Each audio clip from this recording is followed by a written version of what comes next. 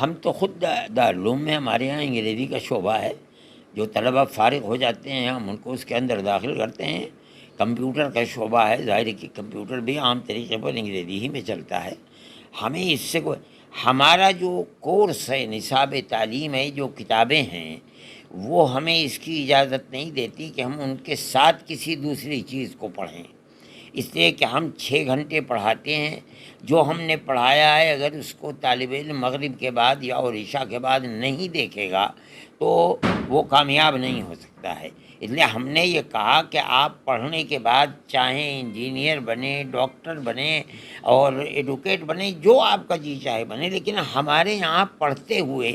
آپ جو ہم پڑھاتے ہیں اس کی طرف توجہ نہ دے کر کے کچھ اور پڑھیں، دارالعلوم اس کی اجازت نہیں دیتا ہے۔ اسی لیے جو ہم نے انگریزی کا شعبہ طے کیا تھا وہ ہم نے یہ طے کیا تھا کہ ہمارے کورس کو شروع کرنے سے پہلے ہم اس کو 5 سال دیں گے اس کے لیے کہ وہ حفظ قرآن کرتے کرتے، اور بعد میں جو ہمارا 5 سال کا کورس ہے جس میں ہم انگریزی، ہندی، جغرافیہ وغیرہ پڑھاتے ہیں، اس کے اندر ہم اس کو 10ویں پاس کرا دیں گے۔ جس دن سے عربی تعلیم شروع ہوگی ہم کوئی چیز نہیں پڑھاتے۔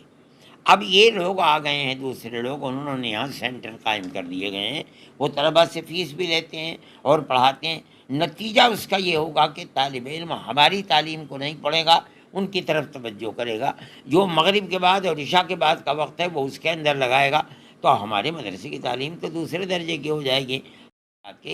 پڑھنے کے بعد جو جی چاہے کرو، ہمارے یہاں داخلہ لے لو، ہم تمہیں انگریزی پڑھائیں گے، یا تم کسی اسکول میں جا کر کے داخلہ لو، لیکن ہمارے یہاں پڑھتے ہوئے ہمارا جو کورس ہے وہ اتنا ٹف ہے کہ اس کے ساتھ کسی دوسرے کورس کو نہیں ادا کیا جا پڑھا جا سکتا۔ بھائی اتنی ہی بات ہے۔